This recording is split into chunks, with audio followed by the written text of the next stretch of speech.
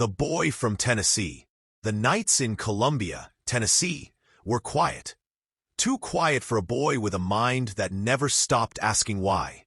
Under a sky heavy with stars, young James lay on the creaky wooden porch of his family's modest home, listening to the chirping crickets and the low murmur of grown-up talk from inside. He wasn't like the other boys who chased fireflies or ran through tobacco fields.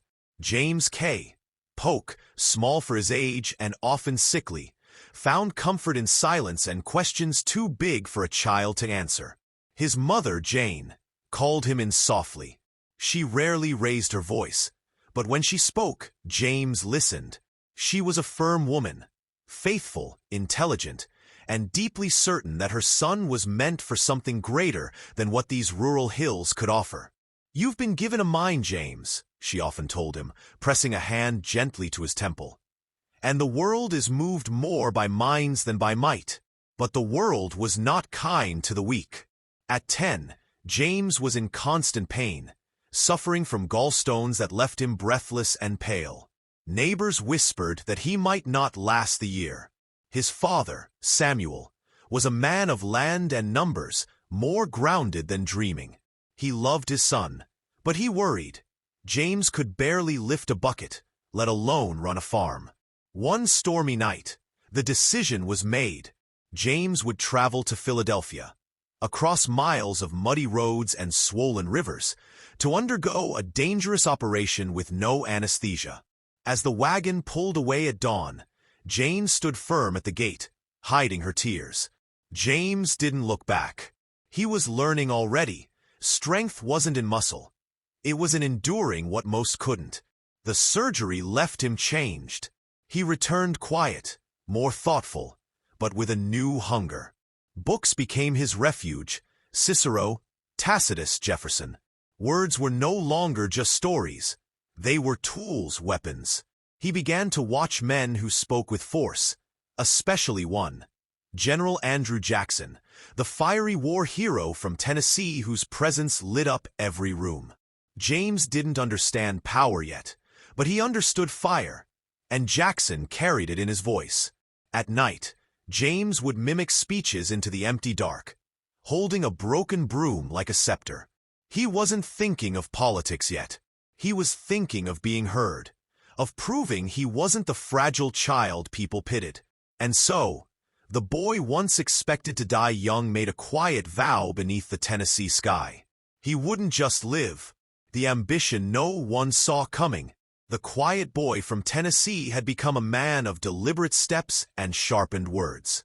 After recovering from his early ailments, James K.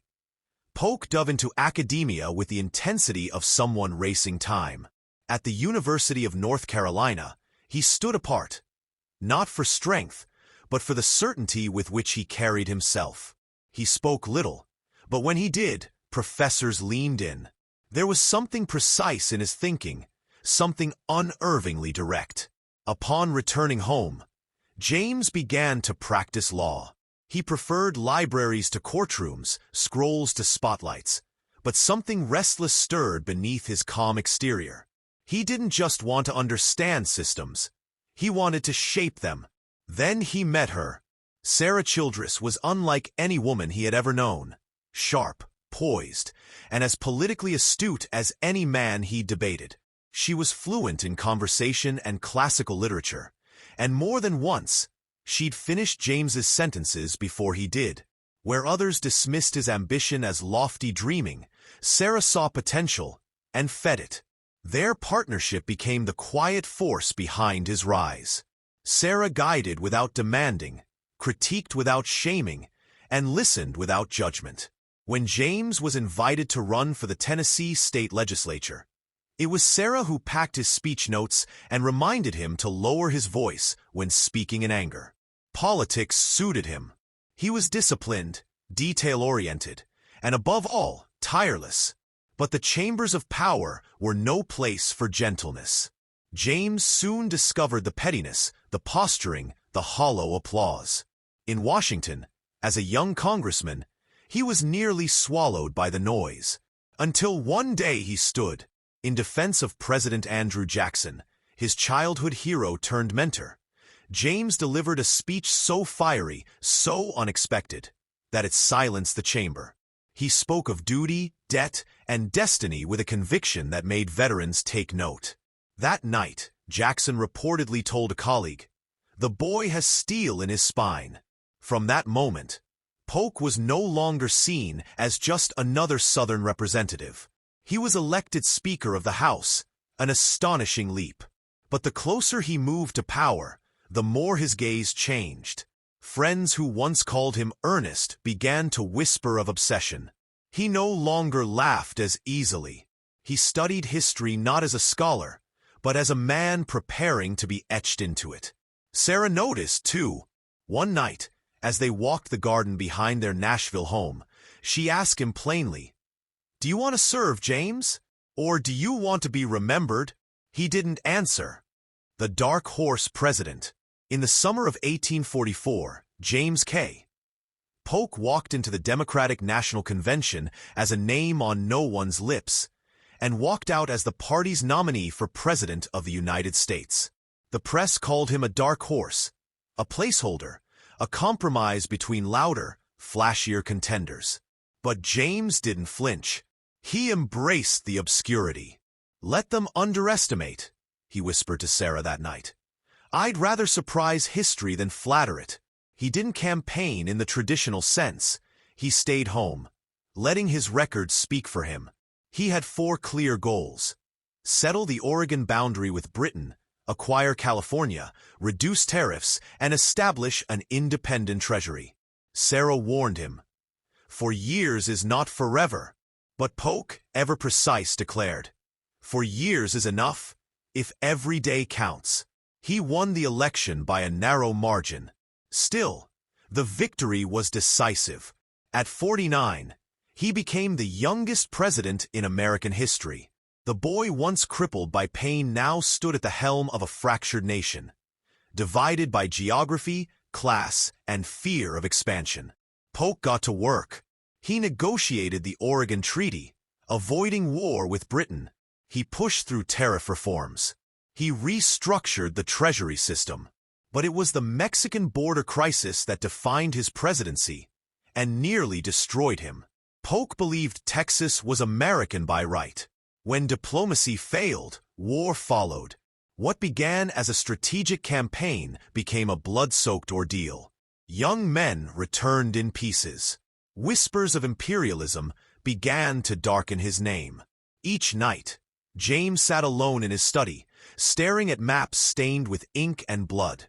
Sarah entered quietly, reading the silence better than any general. He rarely spoke of the war to her, but she saw the weight it placed on him. How each new victory carved out another piece of his conscience.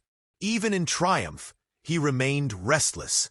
California was secured. The Rio Grande was recognized as the border. The Union grew. And yet, Polk did not celebrate. One stormy evening, he confided in Sarah, "What if I've taken too much? What if, in gaining land, I've lost myself?" She reached for his hand, but it trembled as he pulled it away. "We're writing history," he said quietly, "but I don't know what chapter I'm in anymore." By the end of his term, the country was larger, wealthier, and more powerful, but also more divided than ever. Expansion had come at a cost. Thousands dead, bitter political factions rising, and a storm on the horizon that neither Polk nor anyone else could name yet. He refused to run again. His promises were kept, but his peace was gone. And as he prepared to leave Washington, the world celebrated a president who had achieved everything he said he would. A man who vanished. James K. Polk's return to Tennessee was not the homecoming of a conqueror. The man who had once walked into the White House with fire in his eyes now staggered out of it, weary and hollow. He had given 4 years to the nation, and, in turn, the nation had taken more than he ever expected. The day he left office, James and Sarah boarded the carriage bound for their home in Nashville. The city was quieter now, less vibrant than before. He had achieved all he'd promised: an expanded nation, a reshaped economy. But the victory had left him depleted, like a vessel emptied beyond repair. The whispers of his legacy began before he even set foot in his own house. Was he a hero or a villain? A visionary, or a man blinded by ambition? His health had faltered during his presidency, the toll of relentless work and the Mexican-American War catching up with him. By the time he reached home, he was a frail shadow of the force he had been. His once strong hands trembled when he wrote his name. Sarah remained steadfast, a constant through the storms. She cared for him, though she, too, carried the weight of his choices. In the quiet of their home, they both understood. History would never fully understand him. The land he'd claimed would be remembered, but the man who had bled for it, sacrificed for it, would fade. No monument could hold him. Weeks passed. Polk rarely left the house. His mind, once sharp and decisive, now wandered in a fog. He would spend hours sitting by the fireplace, staring at the portraits of his predecessors, wondering if they ever felt the same emptiness that pressed against his chest. "I've lost something, Sarah," he confessed one evening, his voice barely a whisper. "I've given everything to this country, but I feel smaller, less than I was before." She sat beside him,